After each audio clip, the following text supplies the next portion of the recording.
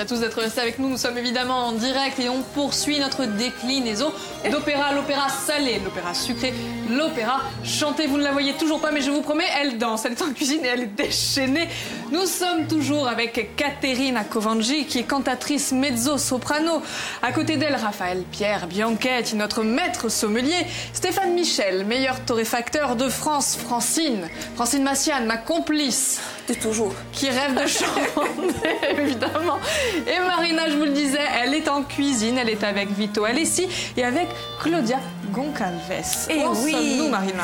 Alors, vous avez dégusté tout à l'heure le salé, la version salée, et bien sûr, on enchaîne avec la version sucrée, l'opéra classique, n'est-ce pas, Claudia? C'est vrai.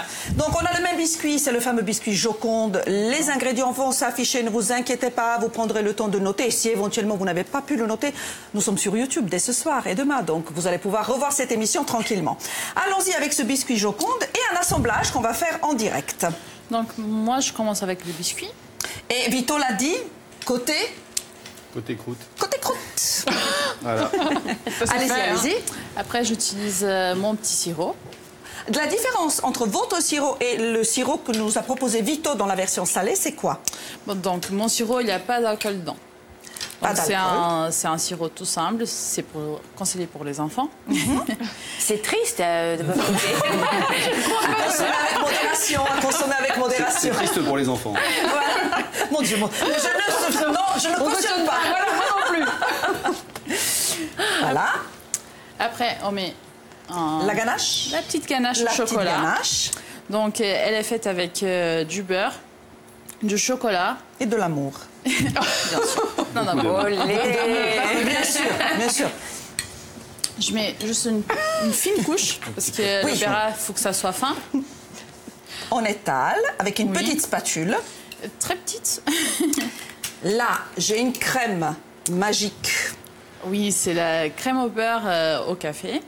Cette crème, alors vous allez nous donner rapidement les ingrédients, bien sûr, ils vont s'afficher. Qu'est-ce qu'il y a à Bien sûr. l'intérieur? Il y en a de la vanille, bien sûr, des œufs, du lait, Du beurre. Mais il y a un petit secret, c'est un beurre demi-sel que vous C'est utilisez. exactement ça. Moi, j'aime bien quand il y a ces petits côtés sucré-salé. Mais Vito, Donc, on est d'accord que le sel, c'est un exhausteur du goût. Donc Exactement. c'est même indispensable, je dirais. Belle astuce. Et ayant vécu en Bretagne, j'utilise également du beurre salé dans mes Allez-y. recettes. Allez-y. Très peu calorique, bien C'est évidemment. exactement Oh, ce mais que là, C'est Mario quand même. les filles, le régime, on l'oublie. Hein. Pas aujourd'hui, pas aujourd'hui.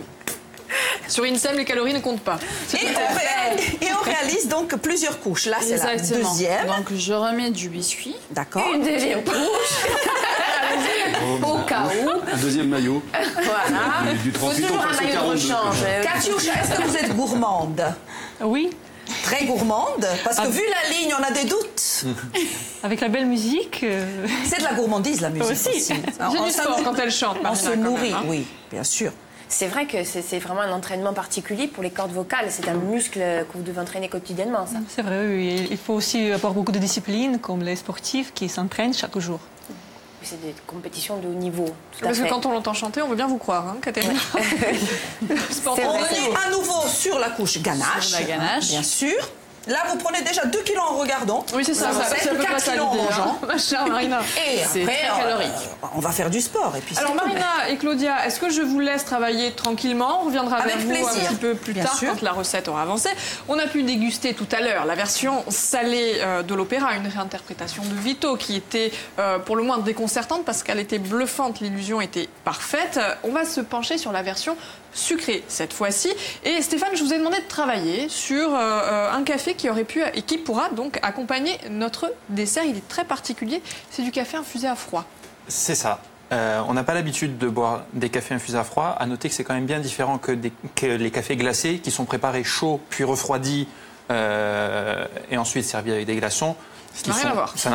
Ça n'a rien à voir. C'est parce que les cafés glacés vont être plus amers et souvent ils sont rattrapés avec des sirops d'orgeat pour casser un petit peu l'amertume. Là, C'est pas une sorte du tout. de dessert, c'est infusé. finalement, Oui. lui seul. Oui, sur le café glacé, oui. Là, on est donc sur l'infusion à froid. Ça infuse pendant 12 heures Donc 50 grammes de café pour un litre d'eau. Quand même.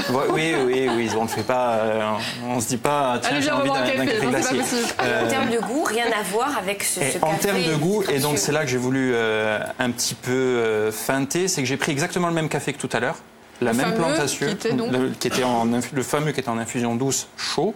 Maintenant, il est infusé à froid, et on va avoir un café qui sera beaucoup plus expressif, donc plus frais parce que bien sûr la boisson est fraîche, mais surtout avec beaucoup plus de corps.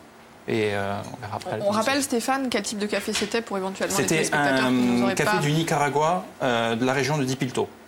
D'accord, donc un café qui est très Plantation, Buenos particulier, Aires, très particulier, qui peut donc se variété boire en particulière. version chaude, plus froide, traditionnelle, voire version froide. La différence de goût, on va en parler tout à l'heure.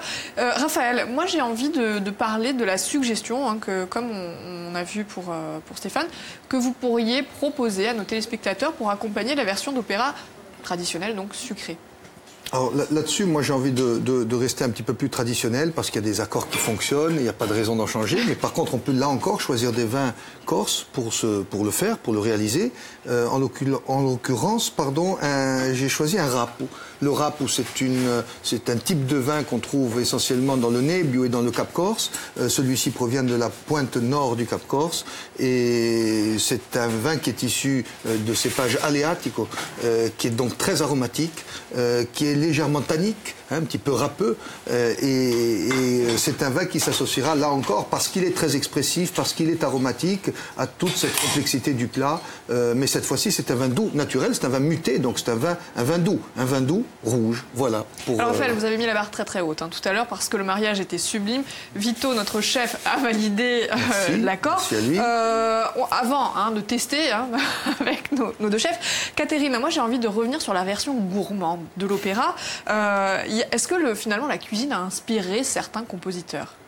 Ah oui, par exemple, Rossini était très bien connu, pas seulement comme compositeur, aussi comme chef. Voilà, il composait très vite ses œuvres.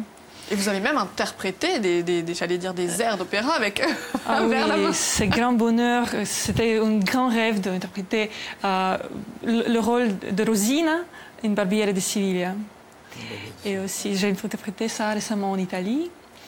Et cet été, je vais aussi avec Compagnie Lyrique à Ischia pour chanter Barbiere de Siviglia. Et aussi, c'était un moment très émouvant dans ma vie, j'ai chanté Cendrillon, la Cenerentola de Rossini. Oui.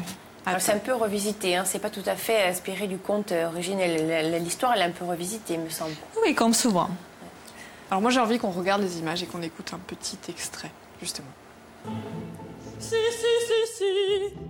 da vaga femmina felicità, sì, da vaga femmina felicità.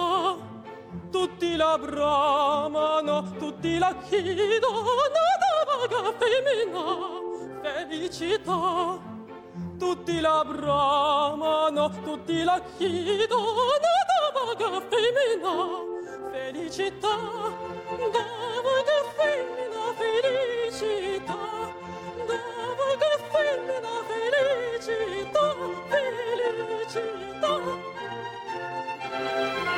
Waouh, on s'en lasse pas, Caterina, c'est une merveille.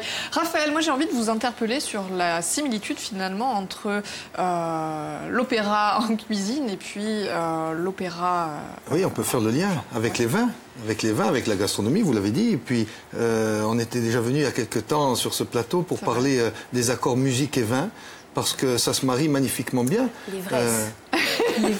C'est ça, c'est la passion, c'est tout ça à la fois. Ce sont des arts aussi, et donc... Ne serait-ce qu'au niveau du vocabulaire. Oui, le vocabulaire, il y a beaucoup de similitudes. Oui, absolument. On parle des notes de musique, des notes d'agrumes, par exemple, dans les arômes, dans le bouquet d'un vin blanc.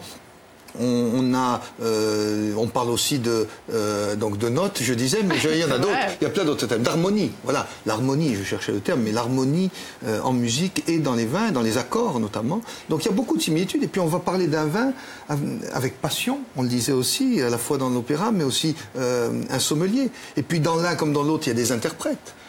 parfois des gens talentueux, des ténors ou des mezzo-sopranos, je ne sais pas, mais parfois de simples sommeliers qui pourraient interpréter le travail d'un compositeur ou d'un producteur. Alors personne n'est à cette table par hasard. Ma chère Marina, je pense que Claudia a déjà pu bien avancer. L'étape du glaçage, c'est ça? Le glaçage. Allez, c'est parti. On y va, Claudia, pour le glaçage. Bien sûr, après ce qu'on vient de réaliser, on va le laisser reposer dans le réfrigérateur. Combien de temps? On va dire le même temps que pour l'opéra salé, on va dire 4 heures. Il faut que ça soit bien froid. Allez-y, allez-y. Pendant, je vais sortir le gâteau. Attention, concentration, roulement de tambour. Ah oui, oui. C'est merveilleux. Et là, j'imagine que toute l'équipe va quitter la régie. Tout le monde va venir. C'est un peu ça l'idée, ma chère Marina, vous les connaissez bien. Voilà, la merveille. Ça s'agite de notre côté aussi pour pouvoir passer à la dégustation. Dès que vous êtes prêts, on peut vous rejoindre. Voilà, on va décorer. Claudia Goncalves va décorer ce magnifique opéra et on vous rejoint tout de suite. Allez, dès que c'est parti. Est-ce qu'il y a aussi du café soluble dans la ganache sucrée? Comme vous avez dit, il n'y a rien à voir. Non, mais suivre la recette, ça c'est tout à l'heure. Non, mais la question qui est intéressante pour Stéphane, est-ce qu'on peut utiliser le même café dans la préparation du gâteau que celui que l'on déguste, ou justement il faut aller dans le contraire, à votre avis? On pourrait, après, je ne sais pas sous quelle forme est utilisé le café pour le sucré. Oui. Est-ce que c'est d'abord une infusion ou est-ce qu'on utilise du café soluble? On utilise du concentré de café. Du concentré de café aussi. J'ai peur qu'avec un café comme ça, dit traditionnel, ce soit un peu le café, qu'on ne puisse pas sentir le goût du café. Que ce soit un peu insipide. Voilà, que ce soit un peu insipide et qu'au final, ça soit un peu triste. Ça risque d'être un peu triste sur une infusion. Comme sur une préparation classique. Très bien. Alors vous savez quoi, nous allons terminer l'émission en chanson avec Catherine qui va nous faire l'immense honneur d'interpréter un autre morceau. Moi j'aimerais d'ores et déjà vous dire que demain, à leur place à tous, on va parler de bière. Eh bien oui, ça peut vous intéresser, mon cher Raphaël. Bien sûr. Puisqu'à l'occasion de la 7e édition de la Moisson des Brasseurs qui va se tenir du 23 au 25 juin, ça se passe un petit peu partout en France, et il y aura une édition évidemment en Corse. On va recevoir l'expert en la matière, Dominique Cialet, qui est président de Pietre et qui va nous expliquer justement comment on fabrique de la bière. Catherine, je vous en prie, si vous voulez bien vous mettre en place pour terminer. Et Marina, vous venez... On arrive. Allez, pour la dégustation, puisque nos experts, Stéphane et Raphaël, ont déjà servi la proposition, j'allais dire de vin, et la proposition, d'accord, avec le café. Voilà, je vous laisse. Chef. Si vous êtes prête, ma chère. C'est ton gâteau, donc... Allez.